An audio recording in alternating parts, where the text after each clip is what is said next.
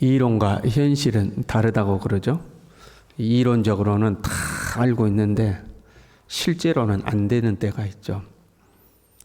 누가 장기를 둬요? 장기나 바둑을 둬요? 그러면 옆에서 이렇게 훈수 두는 사람들이 있잖아요. 아유, 그건 이렇게 해야지. 아유, 이렇게 해야지. 훈수를 기가 막히게 잘 둬요. 근데 막상 네가 해봐라 그러면 또 그 사람도 못하죠. 특히 남자들은 운동을 보면 이제 흥분할 때가 있죠. 축구를 해요. 그러면 축구 경기를 보고 이건 이렇게 해야지, 패스해야지, 이건 이랬어야지. 이론적으로는 국가대표나 다름없죠.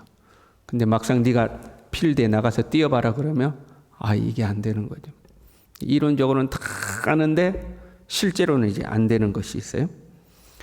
우리 일상에 많은 것들이 그렇죠. 그러면 돈을 왜 못 벌어요? 돈 버는 법을 못 봐요? 몰라요? 그럼 이론적으로는 돈 버는 법을 다 알죠. 주식이다 그러면 어떻게 하면 벌어요? 올라가면 팔고 내려가면 사면 되잖아요. 얼마나 쉬워요. 그런데 그게 안 되잖아요. 올라가면 팔고 내려가면 사고. 근데 이게 안 된다 이 말이에요. 내가 음식점을 새로 차려요. 그러면 어떻게 하면 돈을 벌어요? 맛있고 깨끗하고 친절하고 조금 싸고 그러면 되잖아요. 그래서 누구나 새로운 뭔가를 시작할 때는 부푼 꿈을 안고 시작하는 거죠. 이러면 되겠지. 그런데 현실은 그렇지 못할 때가 있죠. 현실과 이론이 다른 거예요. 신앙생활도 그래요. 소위 말하는 꽃신앙일 때, 우리의 신앙이 막 뜨거울 때는 믿음으로 모든 것을 할 수 있을 것 같죠. 믿음으로 산이 내 앞을 가로막으면 이 산을 바다에 옮겨버리면 되는 거고, 바다가 내 앞을 가르면 홍해를 갈라버리면 되는 거고, 안 갈라져? 그럼 물 위를 걸어버리면 되는 거고, 믿음으로 뭐든지 될 것 같아요. 그런데 살아보면 그게 쉽지 않다는 것을 경험하게 됩니다. 하나님의 생각과 우리의 생각이 천지 차이가 나는 거죠. 우리 생각 같으면 이렇게 하면 될 것 같은데 하나님은 우리가 미처 생각하지 못하는 것들을 계획하고 준비하시죠. 그래서 쉽지 않다는 것을 깨닫게 되죠. 보세요. 우리는 믿음으로 의롭다함을 받았어요. 하나님과 화목한 관계가 되었어요. 우리는 믿음으로 예수 그리스도께 속한 자들이 되었어요. 한 사람 아담으로 범죄함으로 우리가 죄 아래 놓였지만 한 사람 예수 그리스도의 순종으로 말미암아 우리는 은혜 아래 놓인 자가 되었어요. 또한 우리는 믿음으로 예수님과 연합하게 되었어요.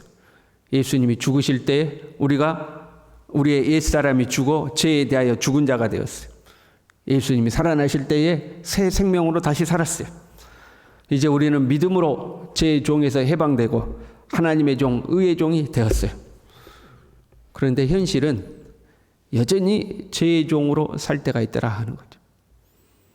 말씀으로 하면, 이론적으로 하면 우리는 죄에서 완전히 해방된 자들이에요. 더 이상 죄와 상관이 없는 사람들이에요. 그런데 현실은 여전히 죄를 짓더라 하는 거죠. 왜냐하면 몇 가지 문제가 남아있어요. 아주 중요한 것은 우리 안에 죄의 본성, 옛사람의 습성이 여전히 이제 남아있죠. 그래서 자꾸 옛날 습관으로 돌아가려고 그래요. 습관을 고치는 것이 쉽지가 않죠. 그럼 우리가 집에서 그냥 추리닝 바지에 또는 몸빼 바지에 그냥 편안하게 늘어지게 살았어요. 그러다가 이제 내가 정장을 입어야 하는 고상한 자리에 오르게 되었어요. 그러면 그 정장 입고 있는 것이 편해요, 불편해요? 무지하게 불편해. 그 자리는 나에게 정말로 많은 유익을 주는 자리지만 빨리 벗어버리고 몸빼 바지 입었으면 좋겠다 이제 이런 생각이 드는 거예요. 그래서 자꾸 옛날 습관으로 돌아가려고 하는 거죠. 그게 이제 우리 안에 남아 있죠. 또 하나의 문제는 죄라는 문제가 있어요. 8절에 보니까 죄가 기회를 타서 계명으로 말미암아 내 속에서 온갖 탐심을 이루었다. 죄가 그랬다는 거예요. 11절에 죄가 기회를 타서 계명으로 말미암아 나를 속이고 그것으로 나를 죽였는지라. 죄가 나를 속이고 죄가 나에게 온갖 탐심을 이루고 죄가 나를 속여서 죄를 짓게 만들었다 하는 거죠. 속여서 죄는 중의적 의미를 갖습니다. 우리의 옛사람의 습관 안에 남아있는 죄성, 그것도 하나의 죄죠. 우리 안에 죄라는 것이 있어요. 또 그 죄 자체를 의미하기도 합니다. 이 땅에 존재하는 죄, 하나님을 거역하고 자기 마음대로 하려고 하는 죄의 풍토, 이거 이 죄죠. 그리고 또 하나는 죄의 권세는 마귀가 가지고 있죠. 그래서 죄의 배후에 있는 마귀, 그 마귀가 거짓말하는 자잖아요. 그래서 죄가 나를 속이고 그랬는데 최초로 사람이 범죄할 때 보면 뱀이 아담과 하와를 속이고 선악과를 따먹게 만들잖아요. 그 죄 배후에 있는 마귀의 세력을 의미하기도 했죠. 그러니까 이 죄는 어떤 중의적 의미를 가지면서 이렇게 다양한 의미로 쓰니까 그걸 통칭해서 죄라고 하는 거죠. 이런 죄가 아직 존재하고 있기 때문에 우리에게 이상한 현상이 나타나요. 15절에요.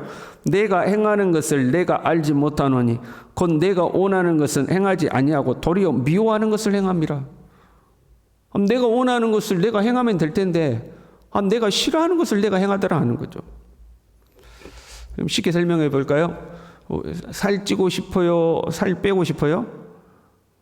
사람들이 다 날씬하고 싶어 하죠. 근데 원하는 바 날씬하는 것은 안 하고 원치 않은 바 살찌는 것은 하더라 이 말이에요. 쉽게 설명하면 그러는 거예요. 아이들에게 물어봐요. 공부 잘하고 싶으냐 못하고 싶으냐? 그럼 다 공부 잘하고 싶다고 그래요. 근데 공부 잘하고 싶다고 하지만 공부를 안 하는 거죠.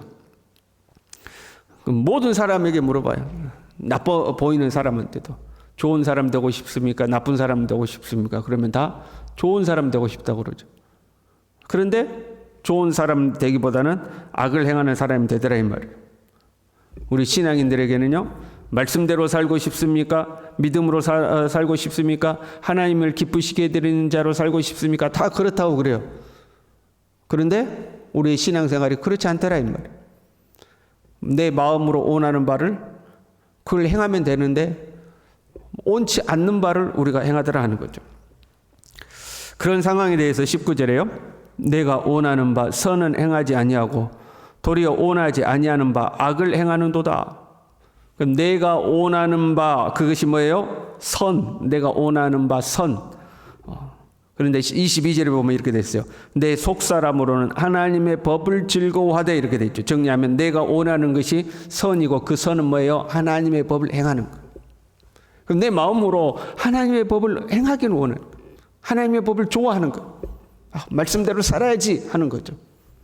그런데 23절에요. 내 지체 속에 한 다른 법이 내 마음의 법과 싸워 한 다른 법이 존재한다는 거예요. 21절에 악이 함께 있는 것이로다. 내 속에 악이 있더라 이 말이에요.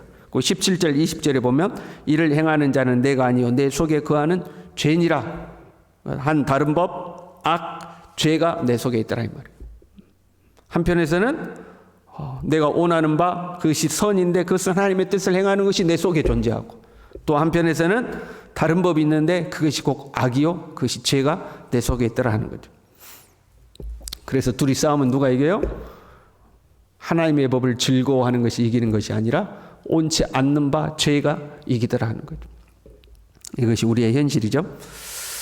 이론적으로는 믿음으로 의롭다함을 받았습니다. 옛사람이 죽고 새 생명으로 살아났습니다. 죄에 대하여는 죽고 하나님께 대하여 살아났습니다. 죄의 종에서 해방되어 하나님의 종이 되었습니다. 그러면 이제는 하나님과 화평한 삶을 살아야 합니다. 우리 지체를 의의 종으로 내지어 거룩함에 이르는 열매를 맺어야 합니다. 우리 자신을 하나님께 드리며 우리 지체를 의의 무기로 하나님께 드려야 합니다. 그런데 현실은 그렇지가 않다라는 거죠. 이 세상에 가득한 악과 죄, 그 속에 우리가 살아요. 그런데 그것보다도 더 심각한 것은 정작 내 안에 존재하는 죄, 이 죄가 자꾸 우리를 죄의 법으로 사로잡아가더라 이 말이에요. 그래서 우리는 고백하는 거죠. 오호라 나는 공고한 사람이로다. 이 사망의 몸에서 누가 나를 건져내랴 고백하는 거죠. 그런데 여기서요. 우리가 정확하게 해야 될 사실이 하나 있어요. 지금 본문의 말씀은 우리가 읽었던 본문의 말씀은 율법 아래 있는 상황을 설명하고 있어요. 예수님을 믿기 전 유대인들이 율법 아래 있을 때 우리가 이랬다 이걸 설명하는 거예요. 율법은 선한 것이다. 그리고 우리는 마음으로 그 율법을 즐거워한다. 그래서 그 율법을 지키려고 한다. 그런데 죄로 말미암아 지켜지지 않더라. 그걸 설명하고 있는 거예요. 그래서 8장으로 넘어가면 예수 안에 있으면 죄와 사망의 법에서 해방되었다고 선을 하는 거예요. 7장의 상황은 아직 예수님을 믿기 전이에요. 율법 아래 있을 때 상황이야. 율법은 정말 선하고 신령한 것임에도 불구하고 그 율법 아래 있을 때 우리는 도저히 마음으로는 율법을 즐거워하지만 그것을 행하지 못하더라 하는 거죠. 그런데 제가 앞에서도 설명을 했지만 예수님을 믿는 우리의 상황을 설명했잖아요. 우리 예수를 믿었고 죄에서 해방되었고 하나님 앞에 의의 종이 되었고 예수님과 연합한 자가 되었고 우리는 이미 예수님을 믿어요. 율법 아래 있지도 않아요. 은혜 아래 있어요. 그럼에도 불구하고 여전히 죄의 법 아래 있더라 이 말이에요. 예수님을 믿었으면 죄와 사망의 법에서 해방되어야 되는데 여전히 우리는 예수님을 믿는 자요, 예수님과 연합한 자요, 예수님을 우리의 대표자로 삼은 자요, 죄의 종이 아니요 하나님의 종이요, 하나님 앞에 의롭다함을 이미 받은 자들인데도 여전히 죄의 법에 붙들리더라 하는 거죠. 왜 그럴까요? 성령의 법에 붙들리지 않기 때문에 그렇죠. 8장에 가서 죄와 사망에서 해방되었음을 선언하고 8장 2절에 이렇게 이야기해요. 예수 안에 있는 생명의 성령의 법이 죄와 사망의 법에서 너를 해방하였습니다. 성령의 법에 의해서 죄와 사망의 법에서 해방된다. 예수님을 믿으면 성령의 법에 의해서 죄와 사망의 법에서 해방된다 하는 거죠. 그래서 7장 6절에 이 말씀이 나오는 이제는 우리가 얽매였던 것에 대하여 죽었으므로 율법에서 벗어났으니 이러므로 우리가 영의 새로운 것으로 섬길 것이요 율법 조문에 묵은 것으로 아니할지. 영으로 하나님을 섬기는 사람들이 되어야 이 율법에서 벗어난다 하는 거죠. 우리가요 이미 예수님 믿었어요. 그런데 성령 충만하지 않으면 다시 율법의 사람이 되는 거예요. 물론 우리는 율법에 매인 적이 없어요. 유대인들처럼 율법에 매인 적이 없죠. 그러나 그 율법에 매여 있던 상황과 똑같은 상황 속에 놓이는 거죠. 온하는 바 선한 것은 행하지 않고 온치 않는 바 악을 행하는 상황. 온하는 바 하나님의 말씀대로 살아야지, 믿음으로 살아야지, 하나님을 기쁘시게 해드리고 살아야지 하는 것은 행하지 않고 옳지 않는 바 하나님이 기뻐하지 않는 것을 행하는 상황, 그것이 율법 아래 있는 상황하고 똑같은 거잖아요. 성령 충만하지 않으면 예수 믿고 구원받은 우리가 과거 율법 아래 놓여있던 유대인들과 똑같이 살더라 하는 거죠. 저와 여러분이 성령 충만할 수 있길 바랍니다. 그래서 이론이 아니라 실제 우리의 삶 가운데 성령으로 말미암아 영으로 주님을 섬기는 하나님의 사람들로 살아갈 수 있기를 바랍니다. 기도하겠습니다. 하나님 아버지, 우리의 힘으로는 원하는 바 선을 행할 수도 없고 마음으로는 하나님의 법을 즐거워하지만 우리의 몸으로는 죄의 법을 섬길 수밖에 없는 연약한 자들임을 주님 앞에 고백합니다. 성령여 우리 가운데 충만하게 임재하여 주셔서 성령의 법이 죄와 사망의 법에서 우리를 자유롭게 하시며 해방하시며 우리로 하여금 하나님을 영으로 섬길 수 있도록 성령여 우리 모두를 붙들어 주시옵소서. 예수님의 이름으로 기도 올리옵나이다. 아멘.